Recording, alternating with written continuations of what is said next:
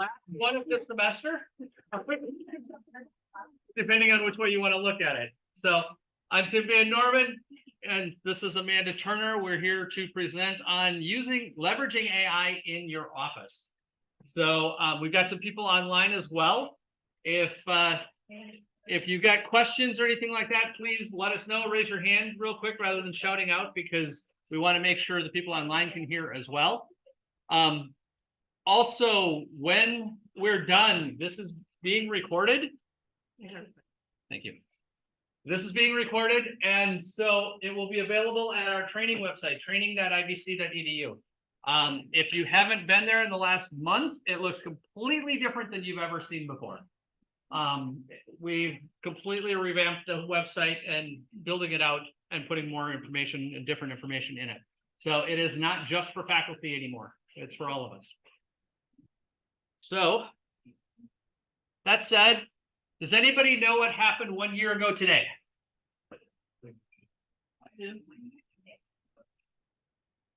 Probably ChatGPT. We have Swag. So if anyone, If you answer a question, we do have. You know what Victoria related to that. It does, yes. But Victoria? Guessing ChatGPT came out. There you go. Absolutely. It was released 1 year ago today. You want to pick an item? Yeah, you can come pick something. So yes, 1 year ago today is when a lot of people feel like the world changed. Why? Because all of a sudden they became aware of AI. They didn't realize they'd been using it all along and stuff like that. So as we get started here, a couple of expectations. We're going to cover a lot. So we're going to move through this pretty quickly. We're already 15 minutes in, and we've got about 25 slides to go. We've asked you to get on your computers and stuff like that, because in the next couple of slides, we'll have you start using them. We want this to be participatory, not just us jawing at you. All right. So we are recording on Zoom. Please raise your hand, and here, please let us know as well. And like I said, the materials will all be available at the training website when we're done. We're also members of the AI task force. We have an AI task force here on campus. It's made up of administrators, faculty, staff, and students to help us figure out what we want to do with AI. Notice I didn't say to make AI happen. AI is already here. So what do we want to do? How do we want to use it on campus in all kinds of various ways? How we're going to talk about plagiarism. We'll talk about other things. How does that all affected is what we go through. There's also 4 AI sessions during Flex Week. So if this raises more questions than it answers, if you want to know more, take a look there. There's also some other AI sessions that are being scheduled with faculty and different things during the spring semester. So this is not a one and done. This is going to happen over and over again. So. Okay, so we wanted to do kind of like an exercise with everyone to see how everyone feels about AI currently. I think there's a lot of, I think people are really excited about it, but also kind of hesitant or even fearful to try it out and start using it. So if you guys have your cell phones or you want to go to that website, menti.com, and use the code, I'll put it in the chat too, but we're hoping if you could just put a one-word submission on how you feel about AI currently. If you're, excited, curious, hesitant, I'm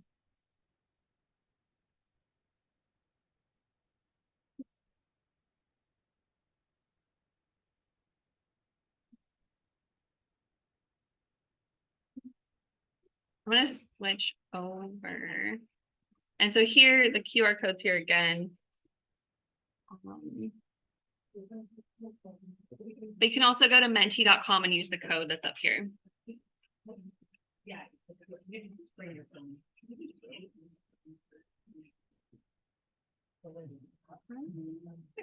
Oh, no, you're fine.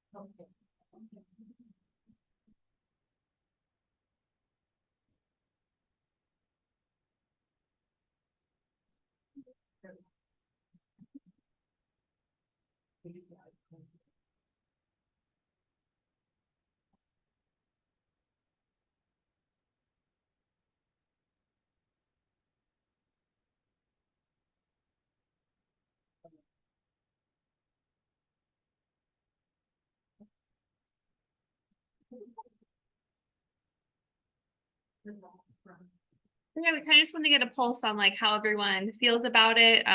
You know, AI is, or at least generative AI is pretty new. You know, trying to gauge who's been using it or hasn't tried it yet. And part of doing this session is generative AI will be here and will be part of, you know, our work life in the future going forward. And so we want to make sure that everyone at least has like awareness of it and some like basic understanding of it. So you can go out and try these tools yourself. But it looks like most people are, you know, excited about it, somewhat positive, but hopefully if you have any like hesitation or negative feelings, you know, hearing more about the topic, you'll feel more comfortable with it. So I'll leave it here and go back into our presentation. But thanks for participating. And so basically we want to make sure, because in the college setting, I feel like we're always using acronyms. When we say AI, we're talking about artificial intelligence, and a lot of it, the newest stuff with ChatGPT is generative AI. So AI in itself isn't a new, you know, technology. It's been here since the 1950s. It's just that in the past 12 months with the release of ChatGPT, generative AI has really accelerated the technology and, you know, created a lot of new tools for us to use. So I think it's pretty exciting. Are you doing this one? So question for you. What do you use AI for? What do you actually use AI for? Or do you not ever use AI? Never used AI. Okay, so.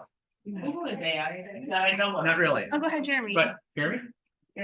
I've used AI to kind of check if I'm reading, if I'm interpreting results correctly, or, you know, different research questions. So verify research questions and stuff like that. Excellent. How about when you're driving your car? So a couple years ago, I got a new car, and every time I drift in the lane, it goes beep, beep, beep, beep, beep. Or it thinks the car in front of me is pulling away at a stop sign or a stoplight. Or whatever, right? That's AI. Backing up. Now it's really nice because I went from a car that didn't have any of these neat tools to a brand new one. So it's got a rear view camera, and if it thinks something's in the way, it beeps at me and screams at me. You know, I can turn it off, but that's also AI. How many of you use Zoom and use the Zoom AI companion? Okay, so AI companion, if you are hosting a Zoom meeting, you can have AI companion come up and it will give you a summary of the meeting. Not always accurate, but it gives you a summary. It does not record. There's a separate recording that you can do. So like, for instance, right now, we're getting a summary and we're recording at the same time. When you do record, what happens? You get an email saying, hey, this is a link to the recording. And then what happens about 10 minutes later? What do you get? Another email saying that it's, well, they call it closed captioning. It's technically auto transcription. Okay. But that's AI. So we've got AI all around us, and we haven't even talked about ChatGPT and all of those things, which we're going to do here in just a second. So here are some commonly known AI tools. ChatGPT. All right. That's become the name for anything that is generative AI, but it's actually just one organization, one part of OpenAI that they have it. Along those lines, Bing. So for those of us using real computers, Windows computers, Okay, wow. Um, so if you're using a Windows computer, if you go into Edge, and you can do this on the computers that you're on right now, if you go into Edge and you do a search, that's Bing that you're using, okay? Bing Chat is AI. So up at the top, there's a little icon. You can click on that and it will give you more information and stuff like that. So that's built in. Now, you may have to log into Bing with your IBC credentials to get access to that.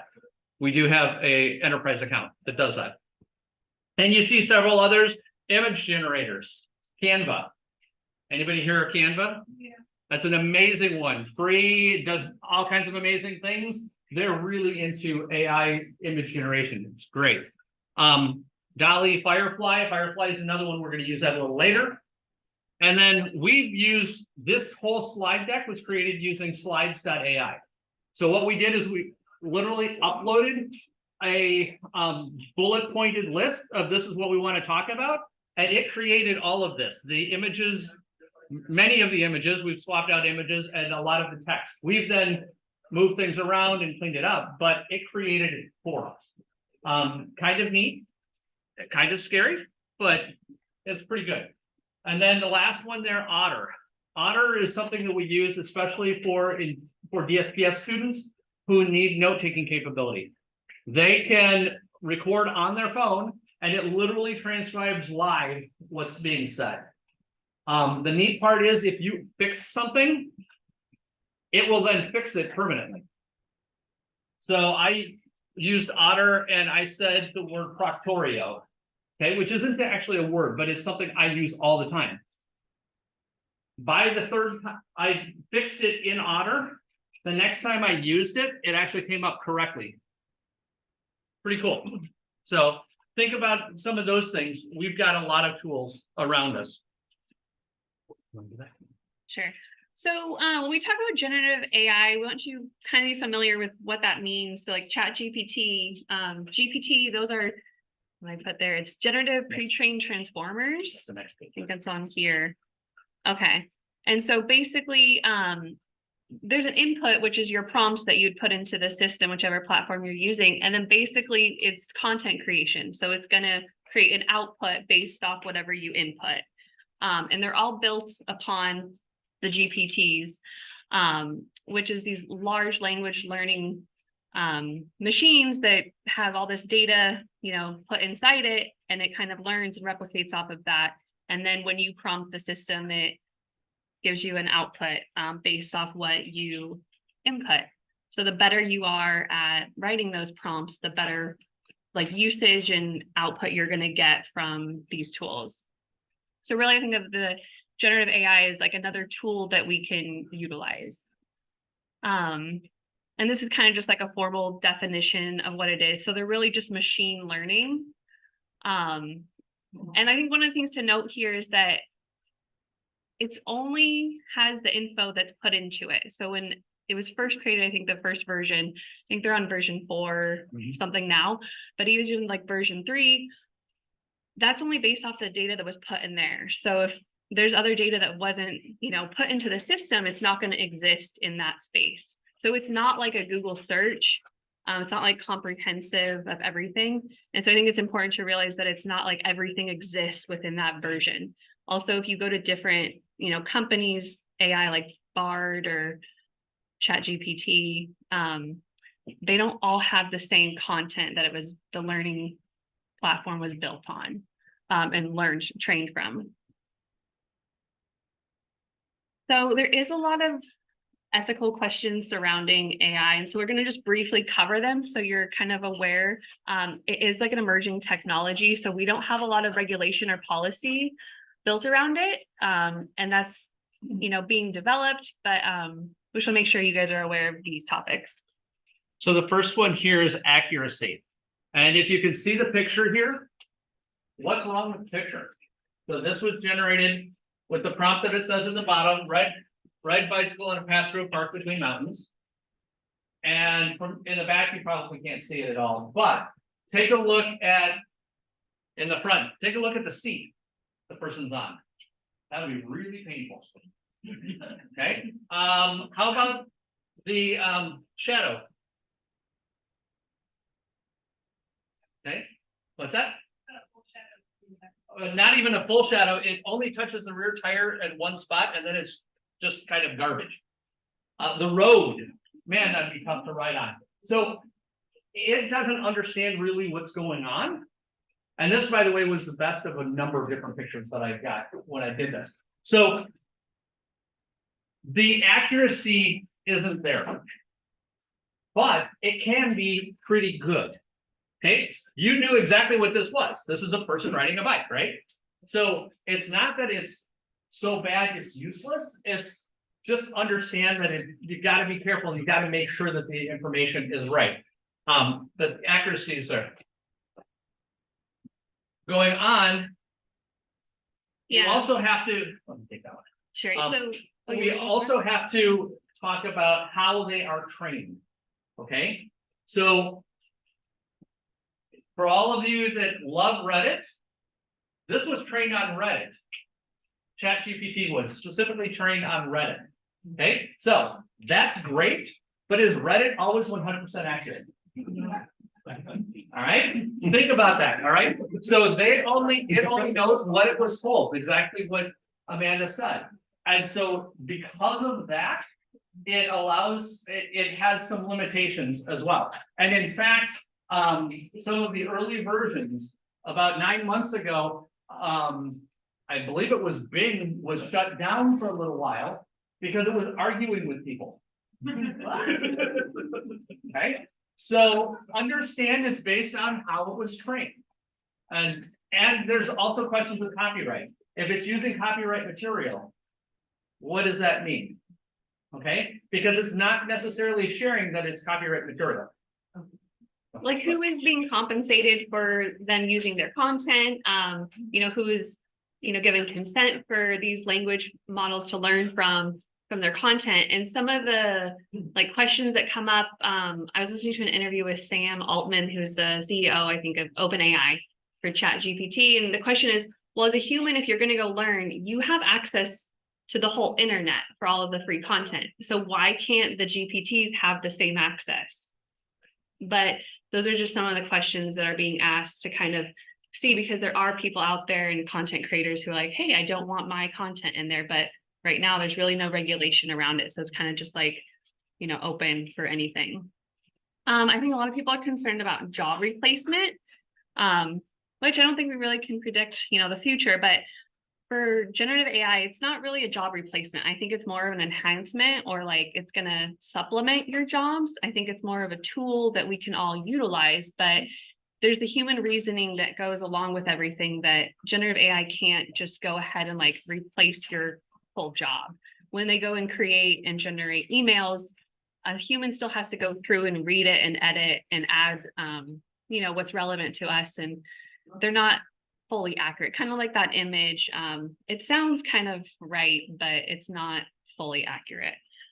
And then there is the issue with plagiarism. So we're a college campus. I think a lot of our students are using generative AI already.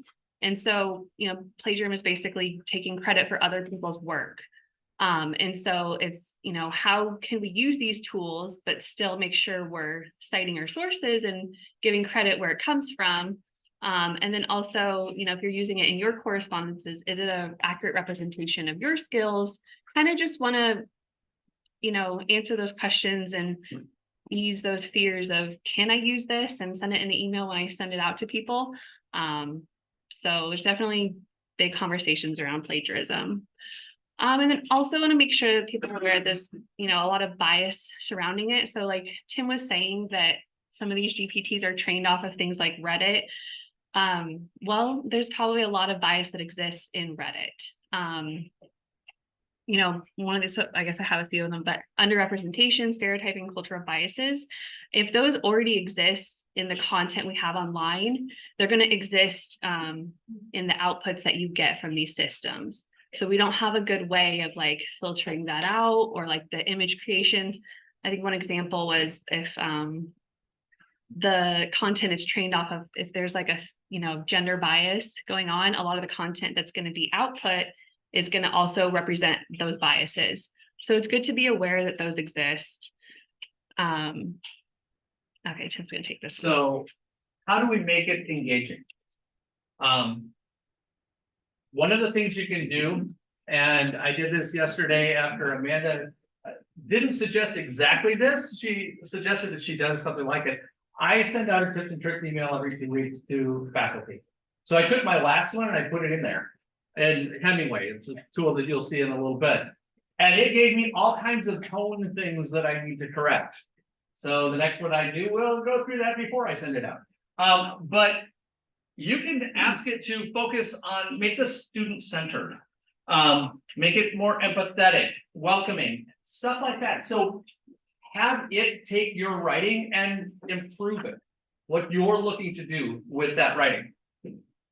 You can use it for technical support. So there's a number of different places that you will go for technical support, and it's a chat that's there, and it is often an AI trying to help you go through things. And for general questions and stuff like that, it's great. Now, how do I log into IVC's computer system isn't going to be known by ChatGPT. They won't even know what IVC is. But they'll give you something that sounds amazing and sounds accurate, but then you go through it and you're like, but it didn't tell me. It got close, but not enough to actually do it. So think about that when you're using a general one, but we can actually have our own as well. So it's a neat world we live in where we can create some of that. Then also prompting. When you prompt, think about this. So in your own area, there's prompts, there's people who call and they say something and you're like, okay, but I need to know more. So for me, I get the call, my computer didn't work. Now, what do I think as soon as I hear my computer didn't work? I think there's the monitor itself didn't turn on, right? That would be computer doesn't work. I think the computer didn't turn on. Yeah. I think that maybe they couldn't log in. Once you can log in, to me, the computer worked. All right. Now, but to somebody else, they went to Chrome and they went to our IVC website and something didn't go right. They're thinking that means the computer didn't work then. All right. Big difference between the two. I'm going to give them troubleshooting steps on, okay, can you turn it on? It's already on. Okay, can you log in? Oh, I'm already logged in. Okay. Now I've run through 50 different steps to get to finally, oh, Chrome didn't work in this case. Think about that when it comes to AI. If you give it just a really broad prompt, you're going to get a really broad answer. The better you prompt, the better it'll be. Now, that said, be careful about being too specific. So the images on the right, the top one is the image of the IVC library. Okay. Way too specific. It had no idea what I actually said Irvine Valley College in that case. Had no idea what Irvine Valley College was. And if you look at it, it's the inside and then outside of the library, because you can see the sky at the top. Okay. The second one was just an image of the outside of a college library. Now, does that look more realistic? Like it could be possible? Okay, so sometimes you get too specific, you need to back off. Sometimes you're too general, you need to get closer. I'm going to go through just a couple tools that I think might be useful for just any professional. Let me go back. Is it that one? Oh, I was going through Grammarly. Do I show this example? Yeah, we have an example. So basically you can put in, like we said, there's prompts and you could, say, hey, I need a letter for this. And this is an example of one for a notice that they have jury duty. And so I think something you could do here is where this gets generated, you would still need to take it back and tweak it a little bit to make it useful. But instead of having to write this from scratch or think about it, it really takes only a couple of seconds to put it in and copy it and then change it. One of the tools I think is super useful is Grammarly, which is an AI powered, I think it's like writing, helps you with your writing. So basically grammar and spelling, but it also suggests like, hey, this might be a little confusing. There's different versions of it, so it might not exist in the free version, but it's more than just a spell checker. I think it could be really useful in all of your correspondence. And the other one Tim had mentioned before, but is Hemingway Editor. So it checks like the readability.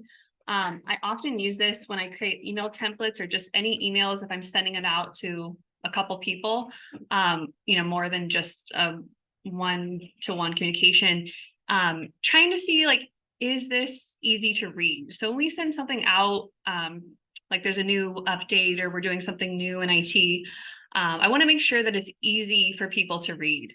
I understand because I did whatever the work was, so it makes sense to me, but when I'm communicating out, does it make sense to everyone else? So I did throw in the language that we use for this lunch. And it did come back that some of it is a little bit hard to read.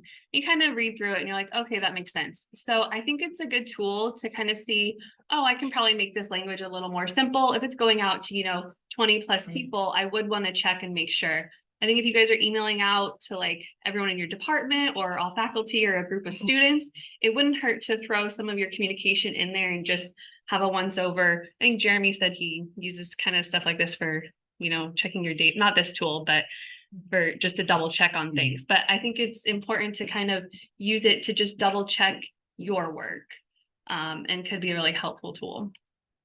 One of the things you can also do with the generative AI is solving the blank page problem. So I think a lot of people, you have to get started on something. It's like, well, how do I write this? And so you can put your prompt and have them create something, and from there you can tweak it. Also, I think a lot for like classified Senate, we have to create flyers and stuff. And I'm like, oh, well, I could just put in like all my details for this event and then just have Canva or something create my flyer for me. And instead of taking a couple hours, it's, 10 minutes and I'm done. So I think it's a good tool you can try out. So we're going to spend the rest of the time kind of on the computers actually testing it out.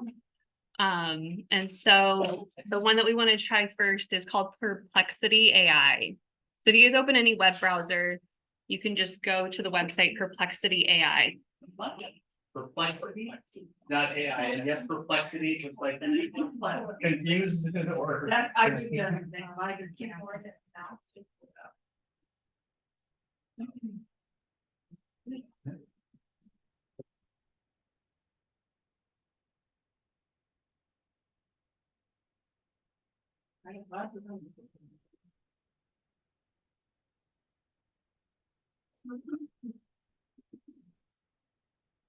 So are we supposed to be the first one and the second one? Yeah. So basically, I'm just going to the website for Perplexity. And so all of the generative AI platforms, they're basically just a prompt here to get started. So it's ask anything.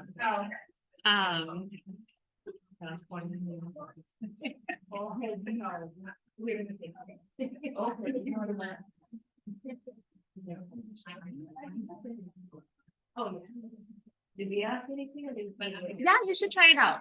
Okay. So And here's just an example of just putting in some topics. So create a learning lunch series of topics for higher education. So it comes back real easily with like a full list. And so maybe instead of like, it kind of helps you brainstorm.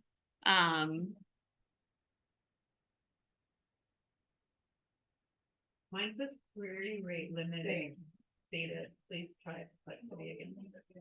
Oh, let me try a different one. Okay, then try, if you're having trouble, click on Edge, which is this icon right down here. And do a search in Bing. And at the top, you'll see. You want to show them? Oh.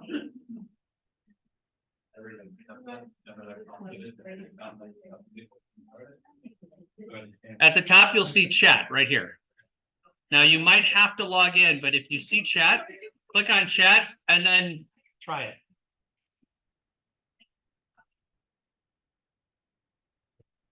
So this is, Bing is where I put in the prompt of, I've got write an email to a coworker that I've got jury duty in 2 weeks. And it could come up and give you that information. So when I put it down here, ask me anything? Yep, under ask me anything. Okay. And it might say you need a license. If you do, then up and down, you have a right to sign in. That's where you type it. Yeah,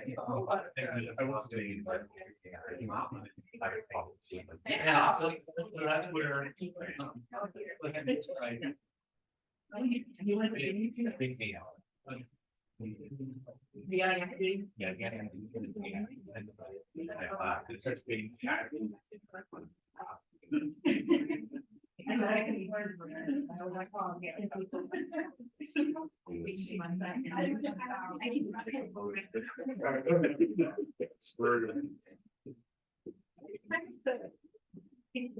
I'm using different, I'm using that.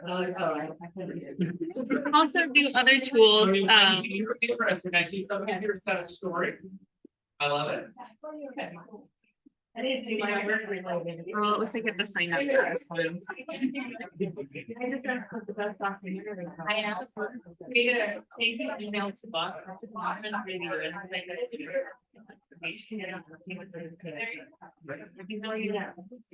That's so fascinating. It's like asking, yeah. Oh, wait, I can never set that up. One of the other things we used it for was when we were creating like first like shared governance. We had it go through and kind of vet like our goals and like what are we missing? And it kind of fills in some gaps. So I think a lot of the time I have it just supplement our content, but yeah. I asked about. I think that's one of the- Yeah, but it's better. I like how it is. It's more specific. Did it give you all that? Yeah, it gave me. Amanda, what is the one that's on the screen right now? Oh, yeah. So all of us with our in Creative Cloud, we all have access to Firefly. And so this is more for image generation. So basically you could, you know, you probably all have Creative Cloud installed, or you can go to the website, but like here, this example, you can type in anything to generate that image. So if you are doing flyers, I'm thinking of you mostly, Bev, but you could put, hey, we're doing a yard sale. I need an image of a yard sale at a college or something, and see what it comes up with. But basically it's all computer generated images. I'm not, You can test out. it's called Adobe Firefly, is that what it is? Yeah. Is this one free too? I'm so impressed right now. Oh my gosh. It's included with our college. But yeah, if you have Creative Cloud on the computer, you should be able to access it. Is this, I never used this before, but can you use this to put a picture and be like, can you tell me what this person is? Is that what this? Like a reverse image search. That's just Google. Yeah, that's yeah. Google. I tried Google. Amanda. So this was just adobe.com. But if you can Google like Adobe Firefly. No, go to and Adobe. Amanda, Not HTTP.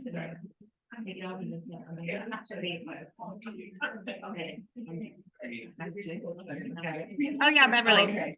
it's not letting me. It says we can't access. So on the computer, if you have, you might want to search for Creative Cloud. I don't think we have it on these teacher stations, but in your bottom search, if you type Creative Cloud, you probably already have, you should have Creative Cloud on your computer. If not, we can in IT install it for you. You don't have to, you don't need to get Creative Cloud to access Firefly. You can sign in for, we get like. Oh yeah, I was saying, you can just go to the website and sign in as well. I did under my name, but I don't think it's allowing me to. Hold on, let me try it again though. Sign in, type in something right now, it doesn't ask you to sign in. Oh, gotcha, And right here. then there you can just use your credentials for, yeah, see, that is, oh. Yeah. So it is something that we do have available in our accounts for the college. It did work. Oh my gosh. No, You guys are hiding secrets around here. I don't like it. This is great.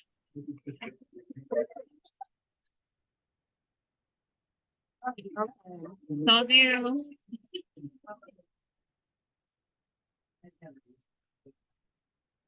Oh, it wants me to sign in again. Let's see. The same thing happened to me. Oh, so then it just gives you a picture, not Yeah. a word. Okay. So. Yeah, that mine's having trouble too, but it takes a moment to generate. Yeah. I said that. Okay, I accept. So we can see down here the prompts. It's so I think, you know, better if you're doing flyers. It's really cool to get images.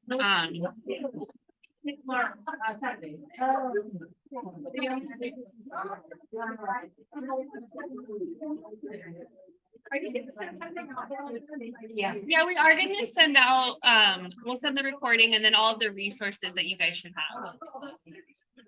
The whole goal is that you guys can go back and test out these different tools on your own, and see what is relevant to your job.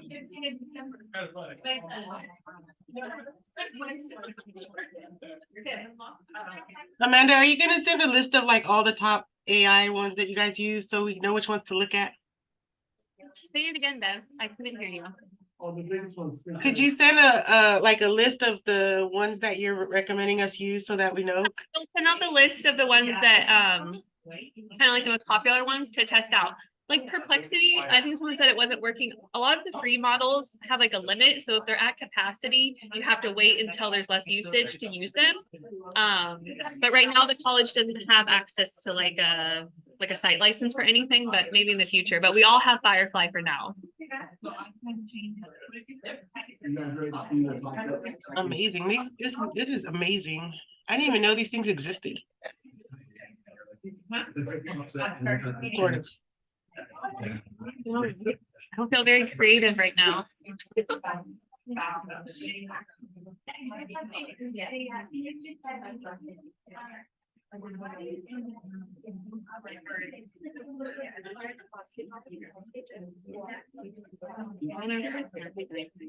Oh, it gives you prompts, like you can make. Oh, like suggestions? So if you're using Firefly. In the upper right-hand corner of the image, there's a little box. If you click on that, for more. You can actually save the image and stuff like that. You can also click on the image and then go further with that image or find other images like that. And understand, this is generating, even if two people side by side give the same prompt, they might look similar, but this is generating completely different images for everybody. So I noticed a lot of people were doing Christmas or birthday or something like that. They're coming up very different. And notice also on the right, you've got other things that you can choose to make it more artsy, make it photorealistic or something Oh yeah, like you can that. also upload your image and I think it will make changes to it.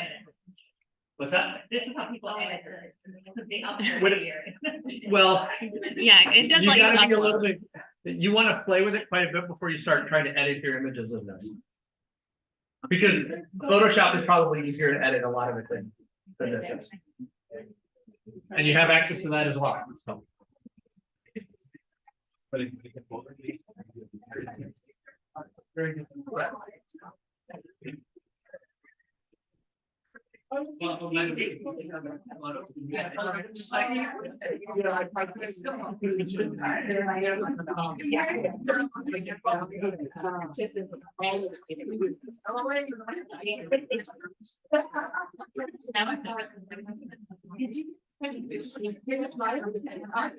Oh, I just.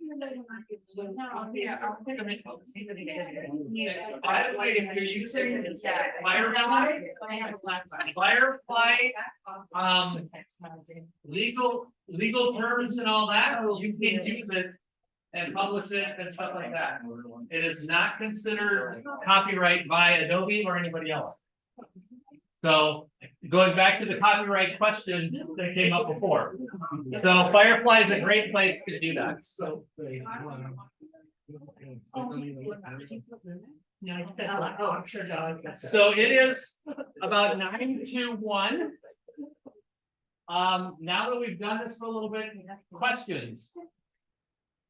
I'm sure you've got a lot of them. Feel free to reach out to us. Feel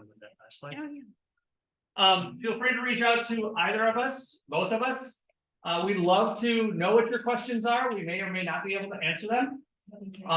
As I told somebody earlier today, if you hear somebody say that they're an expert on AI, they're lying as of tomorrow. Okay, because the world is changing that fast. So don't expect us to have every answer, but we will definitely look into it and try and stuff like that. So again, Amanda Turner, I'm Tim Van Norman. We're part of Technology Services. So if you call 5696, we're 2 of the 4 people who answer that phone.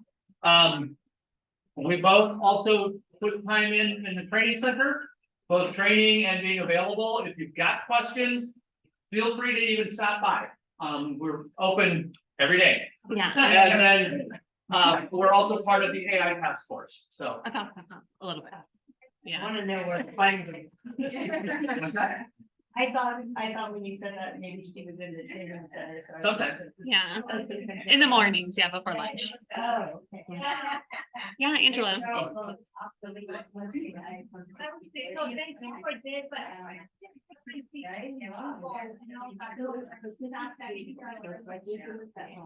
So one of the questions is, what's the difference between Google and this generative AI?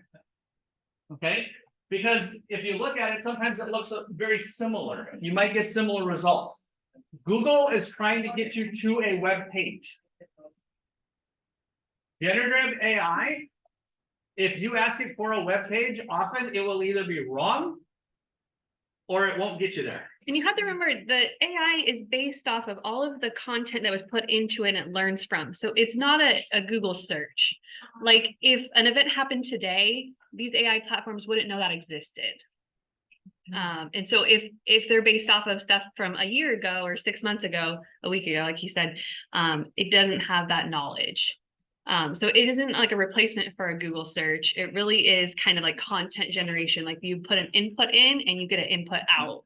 I wouldn't ask it like, hey, what's the best place to get a burrito in Orange County?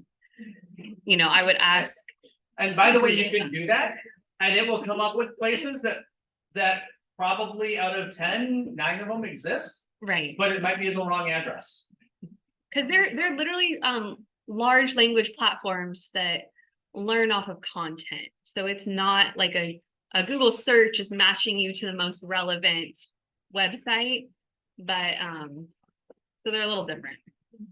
So I have a question, if it is based on content that's already put in there, so then essentially anybody can put content? Well, like essentially we could create a GPT based off of like all the content on our IVC website, and then we have an IVC GPT.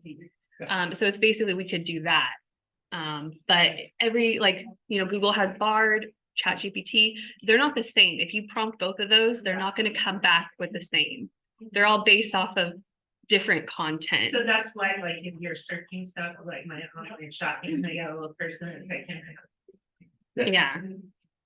It's not a real person. And by the way, that might be using AI as well. It's just not using generative AI. It's using a different AI tool.